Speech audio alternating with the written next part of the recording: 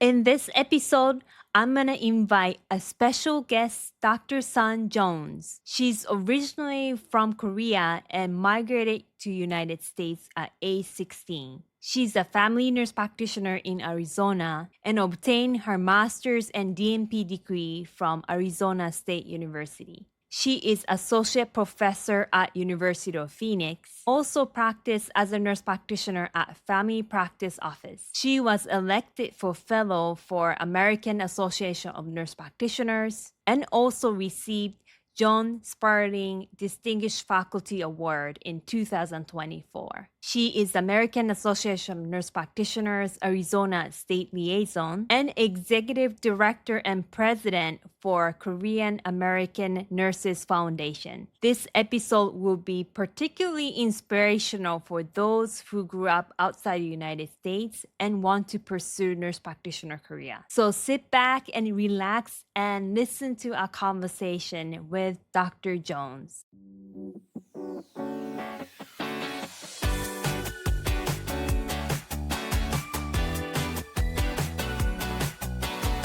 Aloha, I'm Nikki Miura, a family nurse practitioner in Hawaii. I've been a nurse practitioner for 10 years and I absolutely love being a nurse practitioner and the lifestyle that Korea has given me. My passion is mentoring nurse practitioner students and new grad nurse practitioners to build amazing careers so that they can have the freedom of choice on what they want to do and how they want to live. All right, let's get into it. Thank you so much, Dr. Jones, for this opportunity. I'm so excited to interview you today. Oh, thank you so much for inviting me today. It's just so good to see you here again. Yes. So as I mentioned in the introduction, I know Dr. Jones through American Association of Nurse Practitioners. We are both state liaison.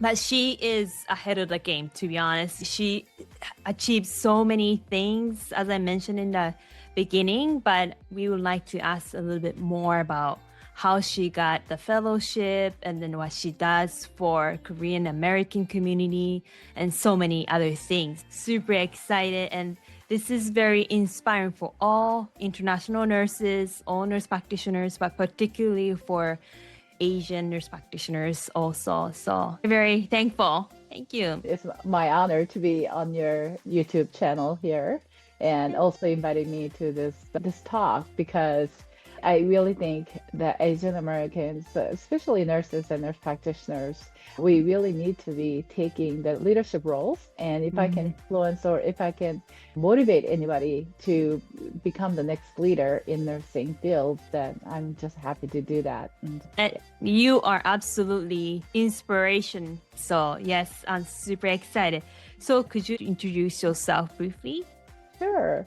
So my name is Sun Jones. I take on the last name of my, I'm sorry to say this, but ex-husband's last name. So I do have American last name, but my original maiden name is Kang.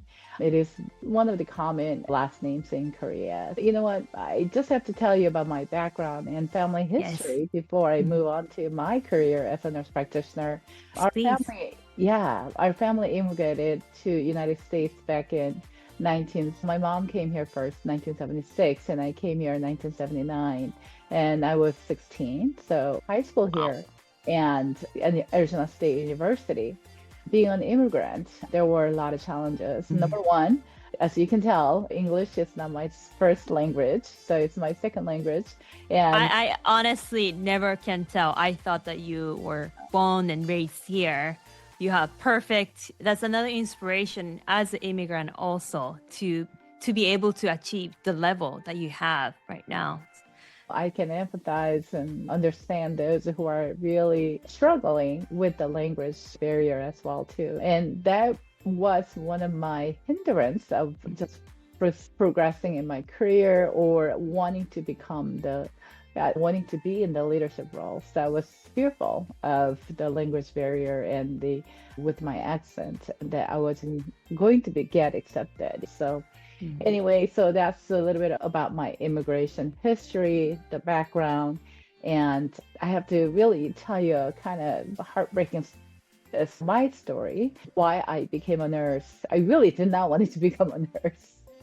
My friends, when I went to college, they were in the nursing program at the Arizona State University, but that was far from what I wanted to be. But however, after I finished my first degree, which was in microbiology, and I worked for, Mm. and I got married and had a child, and she became really ill when she was about 10 months old. And so for the following 2 years, I had to stay home, take care of her, try to juggle my life and taking care of a sick child and working 9 to 5 I used to work for a bank. And so it was very challenging. Mm. So at that time, my sister actually, who became a nurse first, she finished her 2 year degree and she started working. And she goes, you know what? I started working as a nurse. So she became an RN. And she goes, this is great because I only work 3 days a week and I have all this time and we have such a flexible schedule. And so I think with your busy schedule, taking care of a sick child, you need to really become a nurse. And I'm like, why not? I'm being a Mhm. nurse to my daughter who was really sick, and I was doing all this nursing care. So why couldn't it be any different? I went back to my alma mater, which was Arizona State University, and I said, "Is it possible for me to become a nurse and start the nursing program?"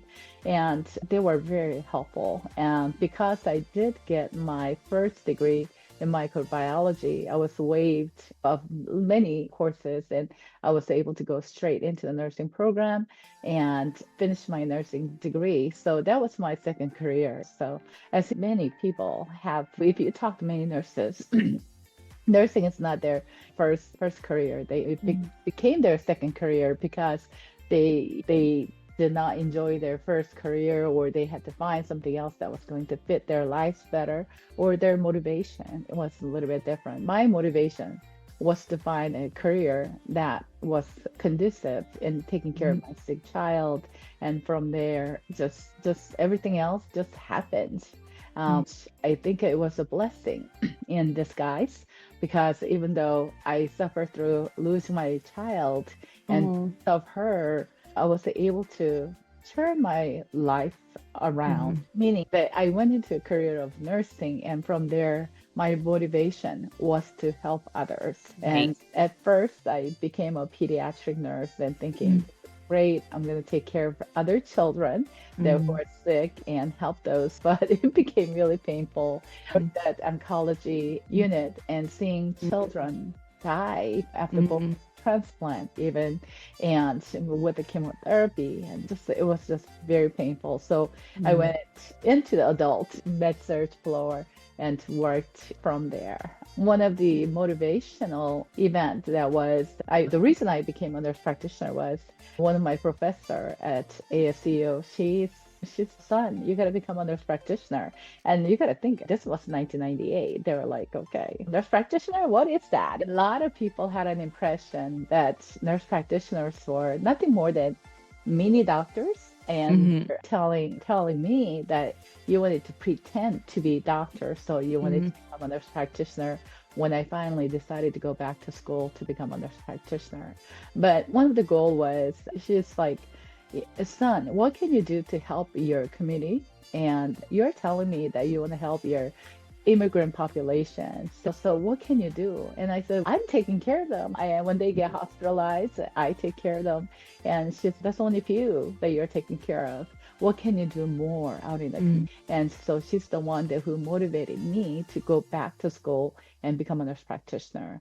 And so becoming a nurse practitioner, that you can make a bigger impact in the community. Being an immigrant and English is just very short, seeking medical help is very difficult. And in this Mhm. area, in Arizona, especially the Phoenix area, we do not have any Mhm. medical providers who spoke Mhm.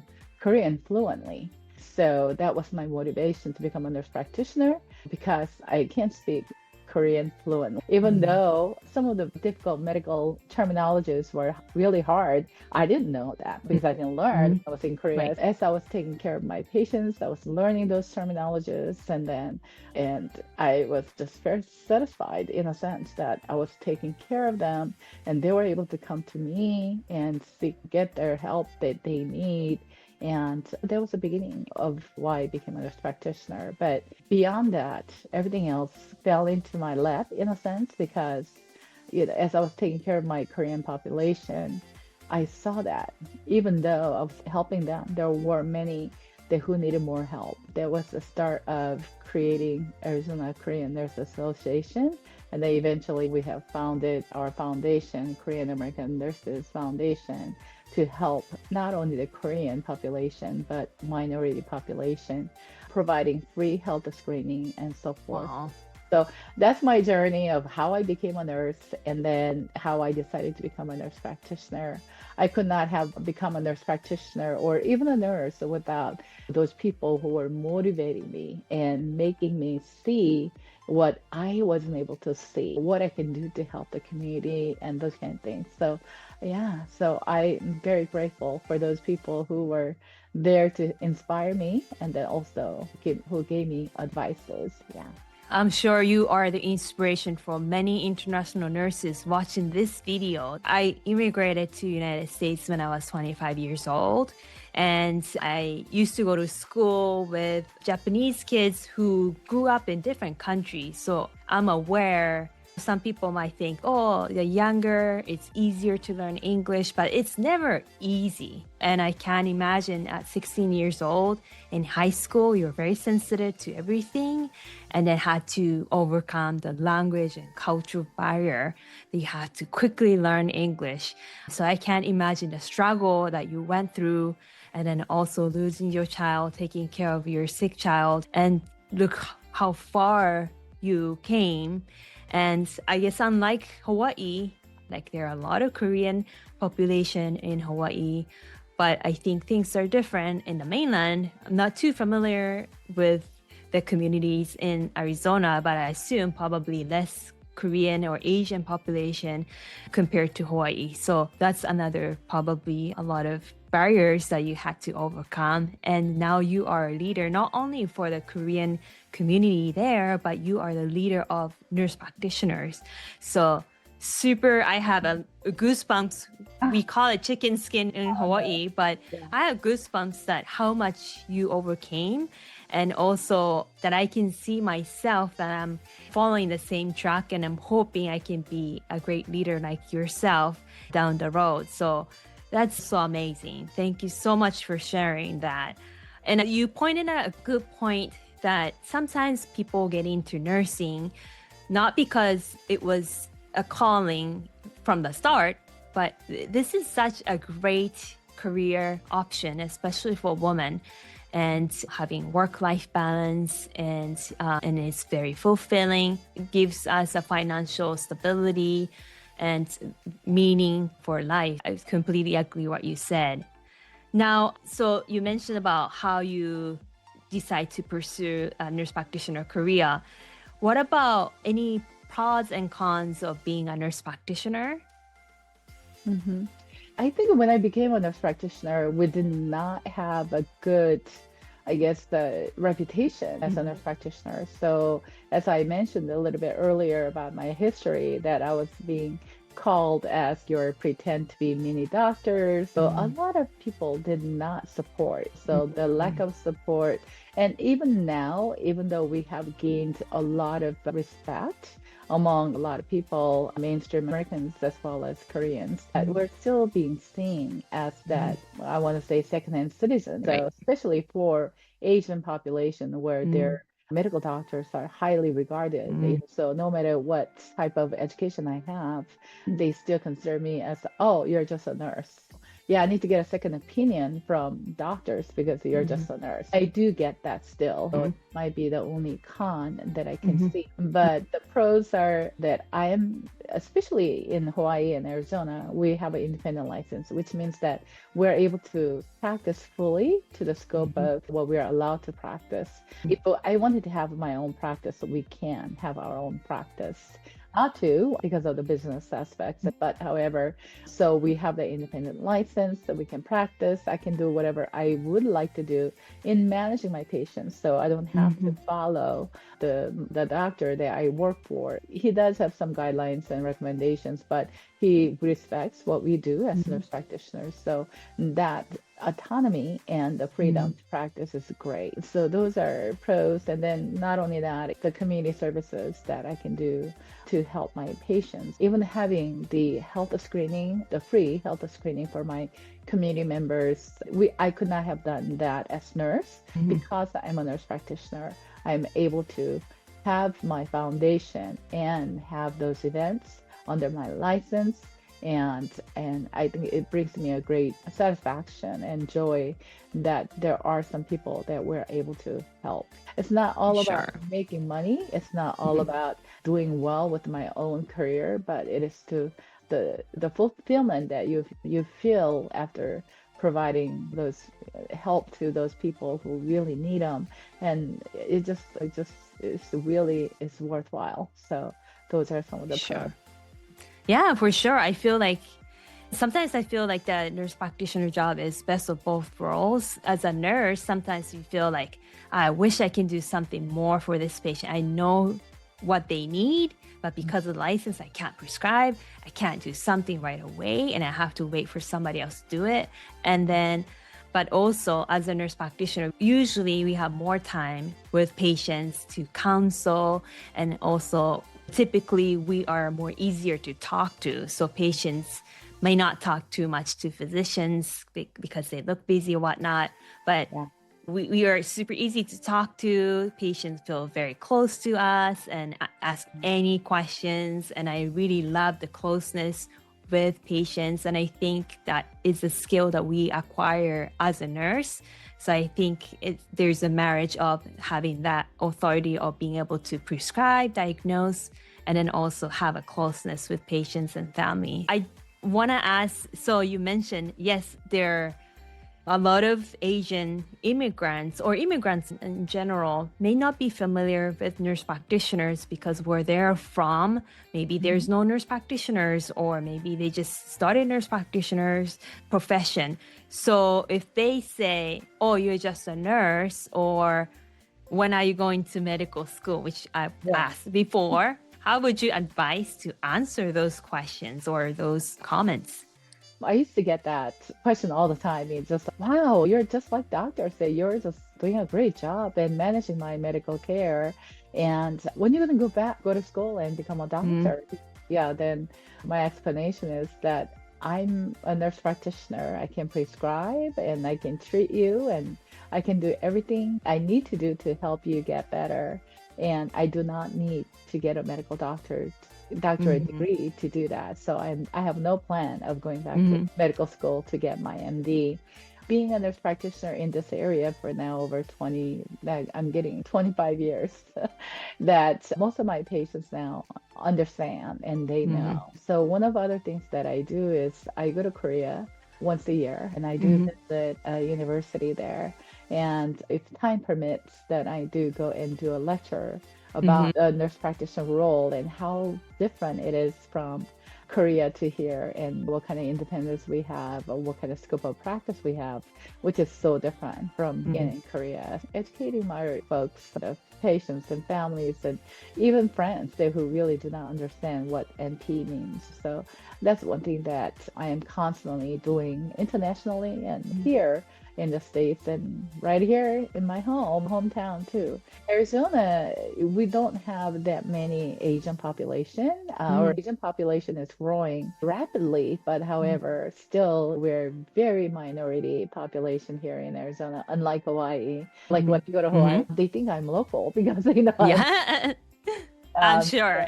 yeah, but here, yeah, we are considered as a stranger to this country because we look different, and I have to overcome that a lot. Just even the other day, one of my patients came in very old, and he went to Korea for Korean War to help out. Mm, That tells you how old he was. And oh, honey, you Orientals, like that mm, terminology is not right.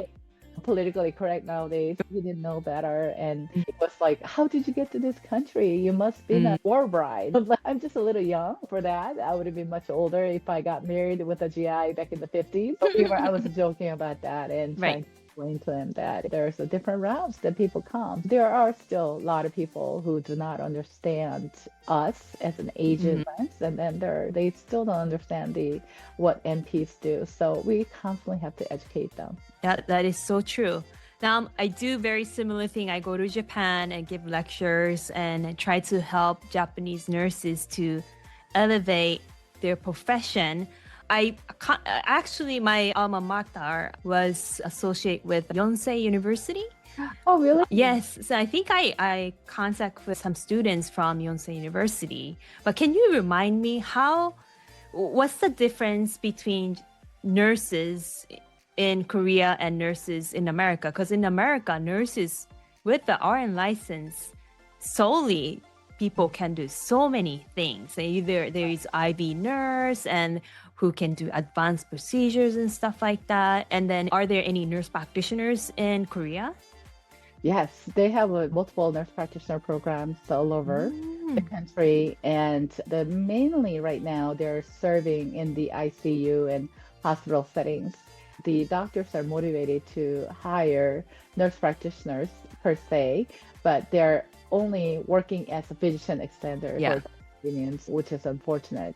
They went through the policy changes. They tried to get the policy changed to where the nurse practitioner can have more of the independent practice and all of that, but it is just not working that way Mm. yet. So there are some people up on the at Korean Nurses Association in Korea trying really hard to really define what Nurse Practice Act and how Mm. this needs to work with the independent license, not under the physician's license and Mm. so forth. So there are a lot of work to be done. But Mm. one thing that it just frustrates me is the attitudes and the belief that nurses have that bound by how they practice all these years that they really don't see that they need to have that independence. Rely strictly on physicians to provide the orders and they only Right.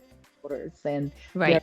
the scope of practice and there it's just so limited. Mm. It is slowly changing. If you go to some of the bigger university hospitals like Mm. Yonsei and Korea and some of the big hospitals, they're becoming more like here in the United States that nurses have a lot of power. I don't want to say power, but they have a lot of independence. They're able Mhm. to practice like nurses where, when I visit the local hospital settings, that is a little bit different. Sounds very similar to what's happening in Japan. There are also nurse practitioners in Japan, but they're mostly in hospital and they also do certain procedures that are advanced. But in the United States, registered nurse with certification do those procedures. You don't necessarily need advanced like a master's or doctorate degree. It sounds very similar. And what I noticed too is in the United States, registered nurses are taught to practice evidence-based practice. So it's Mhm. not just, oh, we've been doing this way for a long time. Right. Mhm. But everything we do as a nurse practitioner or even as a nurse in the States has to be evidence-based. We don't just do it just because somebody told me. Or even Dr. Smith told me to do it. I'm not going to do it just because he said it. It's Mhm. not going to take responsibility for me. I have responsibility as a professional. So I think that's something that have to have that mind shifting or paradigm shift in order to elevate the profession. And it sounds like Korean nurses may be facing a similar problem. Very well said. And one example I can give you is that and now I'm remarried and my husband is Korean. So that's one of the reasons why we go back to Korea once a year. But his mother was in the hospital and she passed away, but she had multiple organ failures and she was Mm. not doing well. And when I approached the nurse and I noticed that some of the medications were contraindicated for renal failure Mm. patients. And so I did mention that to the nurse and I said, I'm just really concerned that she's Mm. on these medications and she doesn't really, she has very poor renal Right. clearance. And the nurse was like, oh, it never even Mm. dawned on him to double check Mm. or question And here in the United States, if we saw something like that, there's no way we'd be calling the attending and saying, I'm really concerned, this is what's going on. And if the attending doesn't listen to you, then you can go to your manager, and the manager Yep.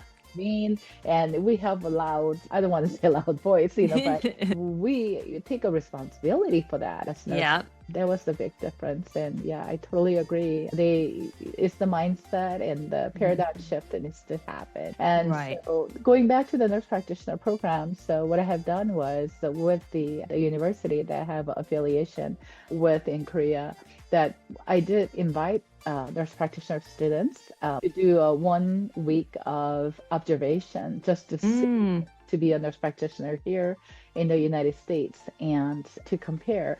It was an eye-opening experience for them, and they could not believe nurse practitioners can write prescriptions and do all of like procedures and things like that, and that even nurses do the central lines and things that they were even not allowed to touch the patient. There are many different procedures that they have never done as nurses, and they were shocked with the difference they saw in how we practice here in the United States. I'm happy to say I'm working on another program that I am inviting them this fall. So we'll have another 10 students to come to visit and the experience here in Arizona, actually. Yeah.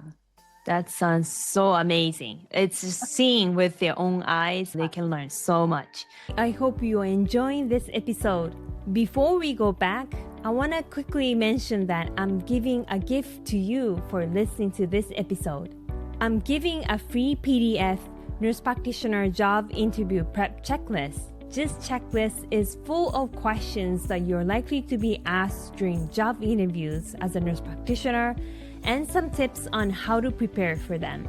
With this downloadable PDF, you can prepare for interviews so you feel confident and stand out from other candidates to get the job that you really want. To get this free PDF nurse practitioner job interview prep checklist, you can go to usa.jnpproject.com/interview. Again, usa.jnpproject.com/interview.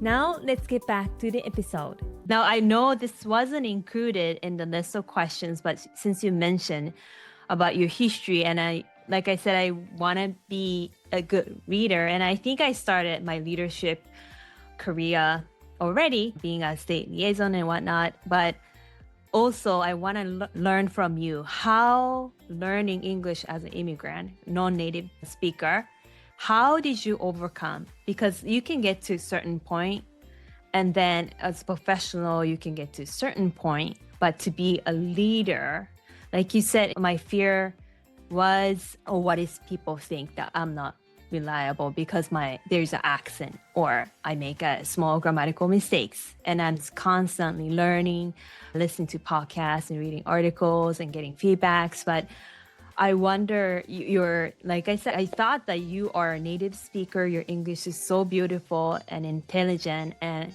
what did you do to get to where you are right now?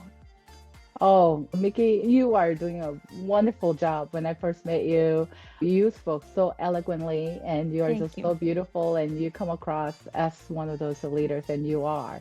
And having that, you come across very confident. And I think that's one of the key is to have the confidence. I was always fearful of speaking in front of people because of my accent. And then maybe my biggest challenge is the articles. Like, when do you say the or a? Oh, yes. Oh yeah, that just writing. Yes, I can just double check, and I can have other people correct my grammar. When you actually speak, you go, oh my gosh, why did I say that? But overcoming that fear is, I think it's the biggest thing. It's okay telling yourself it's okay to make those mistakes. It is okay to speak with accent. Right. Somebody told me that, oh yeah, you have a beautiful accent. I love it. That gives you confidence that it is with accent. So I love that little bit of Japanese accent that come across from you. And I think it's really cute. I think it's just not having the fear and just go for it. So if you get an opportunity to speak in front of people, if you get an opportunity to do interviews like this, And it all adds up. It helps you build that confidence and experience so you can do better.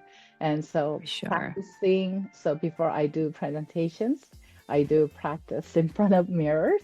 I do Hmm. practice in the car. I do practice in front of my husband. Just practicing helps you build that confidence as well too. So Yeah, I those agree. are my recommendations. So continue practicing and have the confidence, and it is okay to make mistakes. Yes. And I think coming from Japanese culture, when humility is one of the most important thing, and coming to different culture, that the confidence, even though you might not be actually competent or confident inside, you have to be confident in the United States if you want to succeed or gain trust from others. So I Mm. think that was one of the biggest challenge that I had. People might not realize that, oh, you look so confident. This is based on the practice, like you said. But how I overcame that fear is actually get out there and do it. I realized reading books, listen to podcasts or something like that won't help because I know myself, and if I can't do it, so I had it to actually do it and then realize, oh, I was able to do the presentation, the feedback was great. Maybe I can do more. And just repeating that little cycle really Mhm. helped me. And I think that America is such a wonderful country that they're so used to immigrants, people come from different country. A lot of people don't actually care about little accents as long as they can understand you, as long as you have good attitude. They are Mm. actually very open heart for the most part. I like you said, I think just go ahead and try. Don't be afraid, don't be perfectionist. Nobody's gonna actually care about your little accent or little mistake of da and ah, but Mhm. rather like they care about what you're saying or what you're thinking or how you interact with them.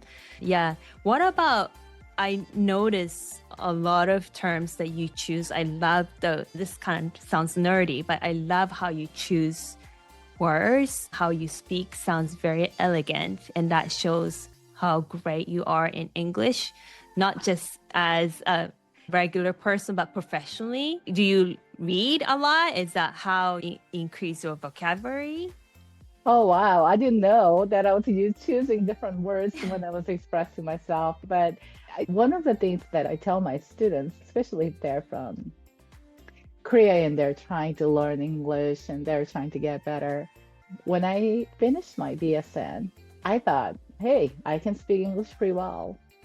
Until I went back and tried to get my master's, and I just Mhm. went, holy cow, there's so much more to learn. And so I had to read books and really try to learn and master the level of language to complete my master's.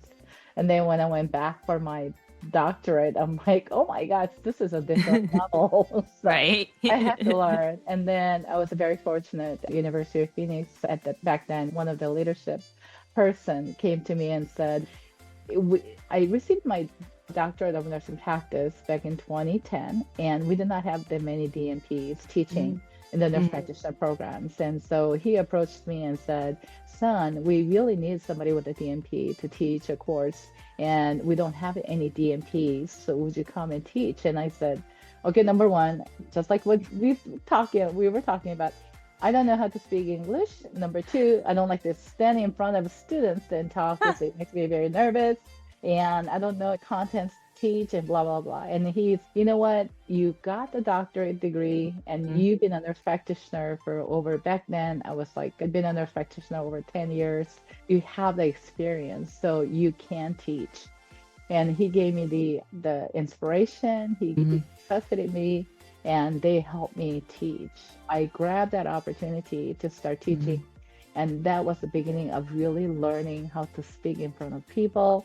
and Wow. and from there, the next thing was we have a leadership position, program chair, program director of the FNP program, and we need somebody to manage that. So you want to come on board and do it.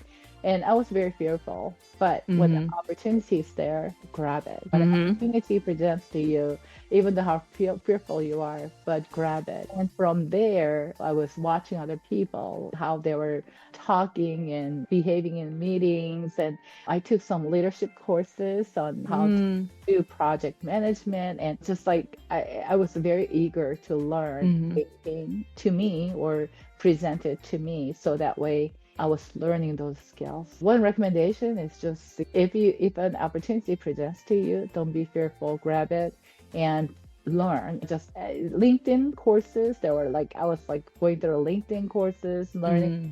conflict management and all of that. And I'm still learning. I have completed the AANP, American Association of Nurse Practitioner, their executive leadership training program. I went Mm-hmm. through that last year, and that Wow. was really great. And any other leadership courses that they're available, free or not, if it's really expensive, it's going to be hard. But there are so many like free classes Mm-hmm. or short courses that you can listen. And I think Right. really helped me. And it was, I'm going to tell you, it wasn't easy. Okay. Whenever I had to speak in front of other people and at this level of leadership, they all speak so well and they Mm-hmm. eloquently. And it's different from the street language. Had to, we call that lingo, right? We learned that lingo, and I had to learn how to speak and not be abrasive, trying to be very polite and politically correct. Those are some of the things that you have to constantly learn. Yes. Wow. Excellent. Excellent.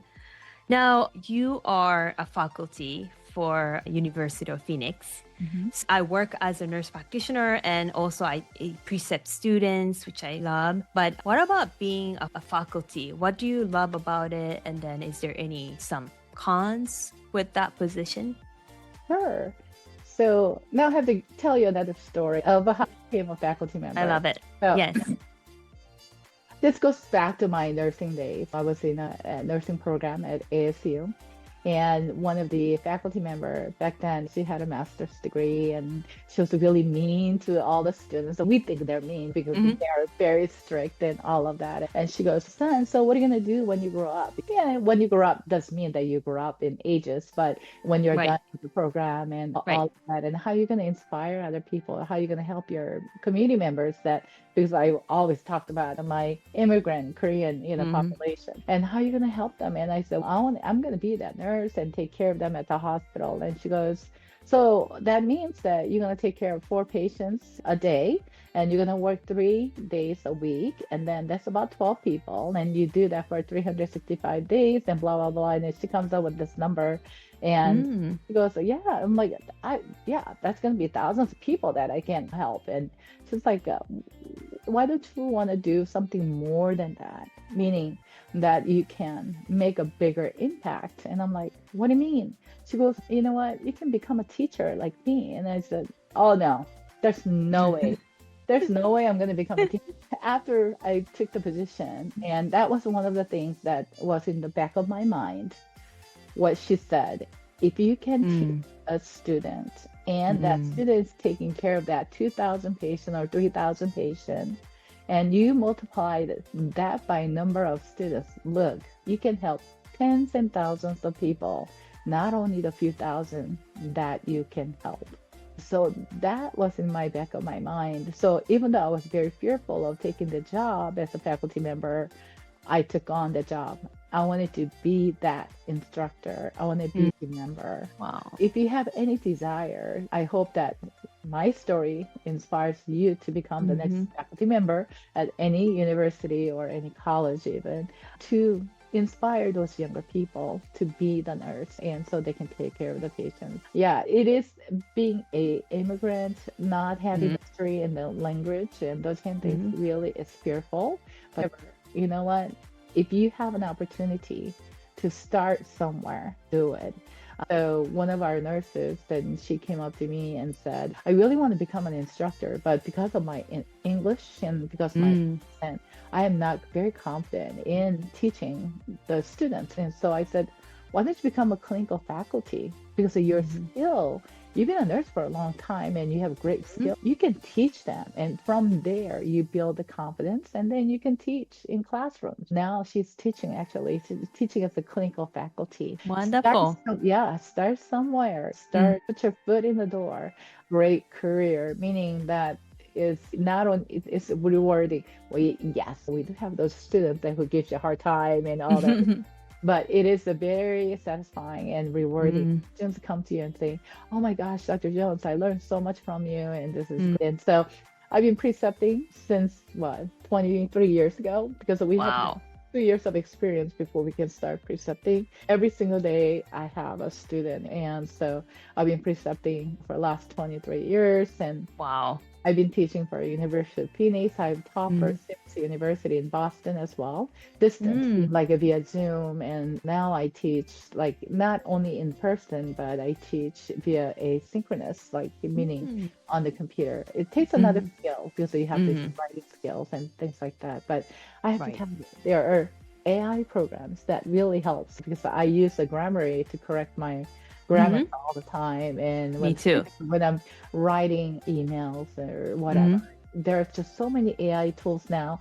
Oh, we had it like many years ago, but Right. last couple of years I have discovered lots of AI tools, and yeah, I am using them, and I have done some presentations about AI at the national conference for NOF and locally as well. Yeah, I look forward, and then I'll be speaking at the NAF. NAF is the National Organization of Nurse Practitioner Faculties. So group of nurse practitioner faculties that we do have conferences, and there's a fall conference. It's all about Oh, tools for wow. faculty to use to help our students learn. So I'll be presenting over there as well too. That's so exciting. So, can you tell me you were chosen as the AANP, American Association of Nurse Practitioners Fellow?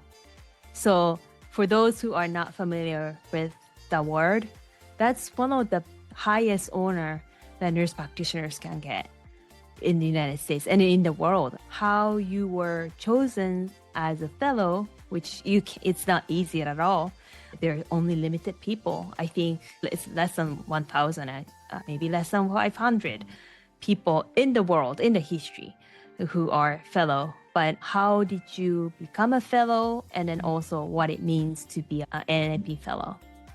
Oh, thank you. It's such a great honor to be selected as one of the fellows, and I had a great mentors in my life, and I still do connect with my mentor who helped me through my master's program at ASU, and then my DNP program mentor, which is the dean, just the associate dean at the Arizona State University. Her name's Kathy Kenny.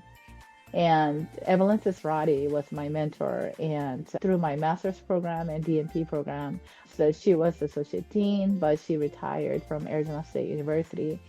She's the one who said that, son, you have done so much for your community members, so you should really apply to become a fellow. And she really pushed me. So, but however, it wasn't easy. They have a Mm-hmm. lot of criteria that you have to meet. You have to have sponsors, such as Kathy was my primary sponsor. Evelyn was my secondary sponsor. That's because Evelyn is retired and Kathy is still very active with the AANP and NOF, and she is still currently working as the associate dean. So anyway, so when I was applying for the fellowship, I did not get in first time, but second time I did. But it made me reflect what I have done. The one key was, what have you done in your career as a nurse practitioner to make an impact for population or to nurse practitioners, the future nurse practitioners? Because of my passion of providing help to my community members, I've done quite a bit of work, community work, finding a nonprofit foundation and doing the health screening clinic for the last 15 years since we founded the Arizona Korean Nurses Association. We have consistently provided all those cares all these years.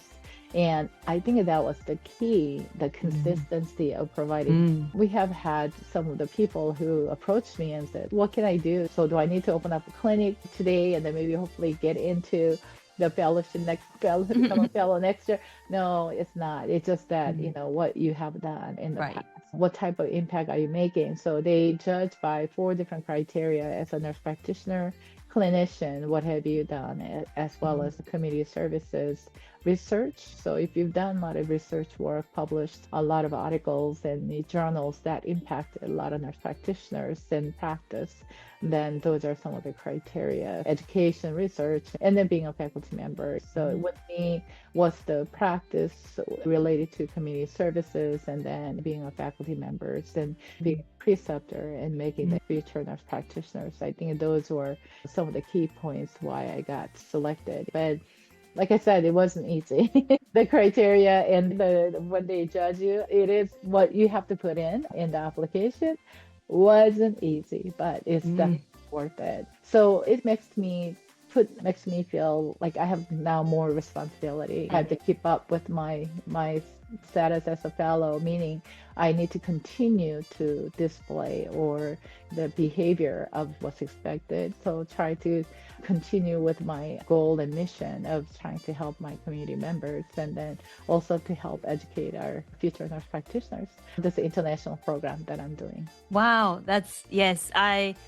Somebody told me who is also a fellow, and she happened to be from Japan. She was graciously give me some advice of you should consider being a fellow down the road, and this is what you have to do. And certainly it overwhelmed me a lot. That I'm not trying to get it next year or anything like that, but just to think about what you have to do, even apply. It's a lot of work, and it's not just you go to work and then do your work and come home kind of thing. It has to be separate from your main job that you get income. It's a volunteer work, and it is a lot of work, and you have to think about the impact that you mentioned. You're doing something to impact those nurse practitioners by having this wonderful informational sessions. Thank you. Yeah, so this is awesome. So hopefully down the road, I am not aiming for it anytime soon, but hopefully I can build some foundation, and then down the road, if I can be like you, that will be very amazing. Now, so you mentioned about you do free screening for Korean community in Arizona. Is there anything else you do also? That itself is so amazing and very helpful. And I work at a Japanese clinic. In fact, I worked this morning, and a lot of times it's also education and advocate for them. For example, in Japanese culture, I think maybe similar to Korean culture, but the doctors are very highly regarded. So patients don't ask too many questions, or patients just say, I'll do whatever you recommend. But in the United States, you have to voice what your concerns are. You have to voice what you prefer. There's a cultural difference. What else do you do for the Korean community with the association? Yeah, so that's what we do. I do write grants and try to get some funding so we can have this kind of health screening, because it's not cheap. We have to supplies and things like that. So we do free mammograms, so we do free vaccines. Wow. And one of the biggest challenge was during the COVID, spearheaded COVID vaccination clinic for Asian and any minority population out in the area that I live in, and it was a big success, meaning that we were able to cater to our community members at a location that was conducive for them to come vaccination, not state designated places where they did not know how to get there. And we did all of those, and I think that was one of the key to really opening eyes to other people, that Asian population or the minority populations have their own specific needs, that they need to be included in the planning, the advocacy for the minority population. That's what I really try to strive for, and connecting with the leadership, hopefully in the states, within the states, so that way trying to influence and trying to help them. So yeah, that's what we do. But a lot of local education, free screening, but education is so important. Wonderful. Yeah. Last question is, I know the time is limited, but the last question is, any advice for particularly international students who want to pursue nurse practitioner career in the United States? The sky is the limit. Go for it. Don't be fearful. Yes, it's not going to be easy because of the language barrier. It may be very difficult for them to understand the concepts and things like that. And but study hard. And all of my international students, they're very smart. They may not write the perfect paper, but the contents are there. I know they understand. But however, there are tools nowadays, AI tools, and there are many universities have those help with the Mhm. writing and those papers and things like that. So don't be fearful. And if you like to become a nurse practitioner, go for it. Absolutely. It's worth it. I'm so happy with my life. And yeah, just be one of us. Yes, The door is open. yes. Well, thank you so much, Dr. Jones. This was such a meaningful interview for many people and particularly myself. Thank you so much. Thank you for inviting me. I had a lot of fun talking about myself, which I don't usually. But thank you for this opportunity. Thank you. I hope this episode was helpful for you. If you like this episode, please give me a thumbs up and make sure to subscribe to my channel. We upload a new episode every week. Also, if you have any requests or any topics that you are interested, please write down in the comment section. All right, I'll see you in the next episode. Aloha.